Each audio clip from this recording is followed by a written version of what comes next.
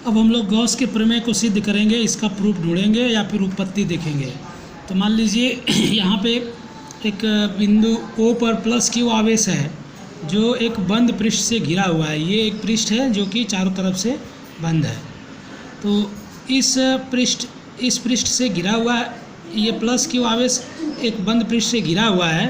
तो इसको हम लोग देख लेते हैं कि यहाँ पे प्रमेय को सिद्ध करने के लिए इसी बंद पृष्ठ पे एक पॉइंट ले लेते हैं। यहाँ पे मान लीजिए कि इस पॉइंट को हम लोग ले लेते हैं P, एक बिंदु ले लेते हैं P, और P के चारों ओर एक छोटा सा क्षेत्रफल अवयव खींच देते हैं जो उधर भी है। उधर पृष्ठ मुड़ा हुआ है, उधर का फिगर नहीं दिखाई दे रहा है। तो ये जो छोटा क्षेत्रफल पृष्ठ लेते हैं उसका क्षेत्रफल है DA। D शब्द जो है कि छोटे क्षेत्रफल को दिखाता है। A का मतलब एरिया और D माने छोटा क्षेत्रफल है। तो DA का मतलब छोटा क्षेत्रफल हो गया। अब D एक क्षेत्रफल अवयव एक सदिश राशि होती है। इस पर एक लंब खींचते हैं पृष्ठ पर, तो इधर जो है कि वेक्टर DA की दिशा होती है, और वेक्टर DA की दिशा में ही हम लोग एकांक वेक्टर n कैप ले सकते हैं। अब यहाँ से हम लोग प्लस Q आवेश स्थित है, तो प्लस Q आवेश के कारण बिंदु P पर वैद्युत क्षेत्र की तीव्रता ज्ञात करेंगे। तो यहाँ से इसको हम लोग डॉटेड लाइन से मिलाते हैं। अगर इसकी दूरी r है तो यहाँ से अगर सीधे मिलाएंगे तो इस दिशा में जिधर तीर जाएगा उधर वैद्युत क्षेत्र की तीव्रता यानी वेक्टर E होगा। तो ये हो गया वेक्टर E और ये हो गया वेक्टर DA। तो वेक्टर E और DA के बीच के कोण को हम थीटा मान लेते हैं। अब यहाँ हम लोग देखते हैं बिंदु P पर वैद्युत क्षेत्र की तीव्रता यानी E बराबर ये पॉइंट P जो है इस पर वैद्युत क्षेत्र की तीव्रता अगर ज्ञात करें हम लोग, तो बिंदु आवेश के कारण ये बिंदु आवेश हो गया प्लस Q, इसके कारण वैद्युत क्षेत्र की तीव्रता का सूत्र होता है E बराबर 1/4πε0 × Q/r²। ये इक्वेशन नंबर इसको 1 मान लेते हैं।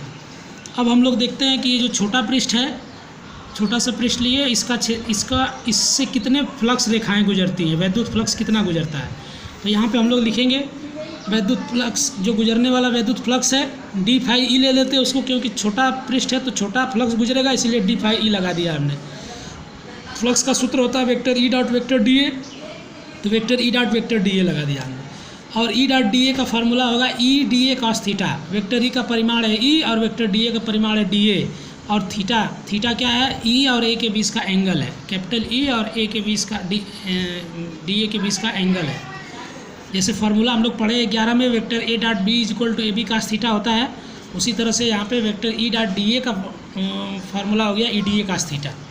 अब हम लोग क्या करेंगे 1/4πε0 × Q/r² लिख देंगे। ये किसकी वैल्यू है, E की वैल्यू है, क्योंकि यहाँ पे हम देख चुके हैं कि E का वैल्यू इतना है, तो इस वैल्यू को हम लोग यहाँ पे E के बदले में यहाँ पे रख दिए। तो 1/4πε0 × Q/r², और DA उतर गया, ये cos थीटा उतर गया। इसको हम लोग लिख सकते हैं तब ये d∅e की वैल्यू d∅e = Q/4πε0, और इसको लिख सकते हैं DA cos θ/r², DA cos θ/r²। तो DA cos θ/r² की जो वैल्यू होती है वो उसको हम लोग d ओमेगा लिख सकते हैं। d ओमेगा क्या है, घन कोण है। तो घन कोण क्या होता है आप जान लें। मान लीजिए कि यहाँ पे एक छोटा सा पृष्ठ हमने लिया है, तो छोटे से पृष्ठ के सभी बाहरी बिंदुओं को, पृष्ठ के बाहरी बिंदुओं को हम लोग पॉइंट O से अगर मिला देंगे सभी को, इधर से चारों तरफ से, उधर से घुमा हुआ है सब, तो ये एक बनेगा इस तरह का, ऐसे एक बिल में गोल क्षेत्र बनेगा, जगह बनेगी। जैसे हम लोग मिक्सचर वाली दुकान पे जाते हैं तो कागज़ का वो बना करके उसके अंदर मिक्सचर डाल देते हैं, हम लोग खाते हैं। या फुल्की वाली दुकान पे जाते हैं तो बीच में गोल जगह होता है ना, तो इस तरह का जो एंगल बनेगा, इस कोण को हम लोग घन कोण कहते हैं, और इसको d ओमेगा से डिनोट करते हैं। तो यहाँ पे d ओमेगा की जो वैल्यू होती है वो होती है DA cos θ/r²। सूत्र होता है d ओमेगा का, सूत्र होता है DA cos θ/r²। तो यहाँ पे हमने इसका मान रख दिया Q/4πε0 × d ओमेगा। अब इसको हम लोग लिख सकते हैं d∅e = Q/4πε0 × d ओमेगा। तो इस छोटे वाले पृष्ठ से गुजरने वाला जो वैद्युत फ्लक्स है इतना आ गया। अभी हम लोग देखें Q/4πε0 × d ओमेगा। अब हम लोग देखेंगे संपूर्ण पृष्ठ से, यहाँ पे एक पृष्ठ हो गया छोटा, तो इधर हम एक छोटा सा पृष्ठ ले सकते हैं, इधर भी ले सकते हैं, इधर भी ले सकते हैं। और ये जो बंद पृष्ठ है, इस बंद पृष्ठ के चारों तरफ बहुत से हजारों छोटे पृष्ठ लेंगे जब तक कि पूरा पृष्ठ क्षेत्रफल कवर ना हो जाए। तो सबको जोड़ने के लिए, और सबको जोड़ देते हैं, जब सबको जोड़ते हैं तो उसको हम लोग कैसे लिखते हैं, जोड़ करके ∅e लिख देते हैं। टोटल को, संपूर्ण फ्लक्स को ∅e लिखते हैं, और उसको जोड़ा गया है तो इसके लिए हम लोग इंटीग्रेशन साइन देते हैं, इंटीग्रेशन। और बंद कर दिया गया जोड़ते हुए, मतलब छोटे छोटे पृष्ठों को, तो यहाँ पे क्लोज सरफेस का साइन बना दिया गया है, यानी integration of close surface d∅e। जितने d∅e थे सभी को जोड़ दिया गया है।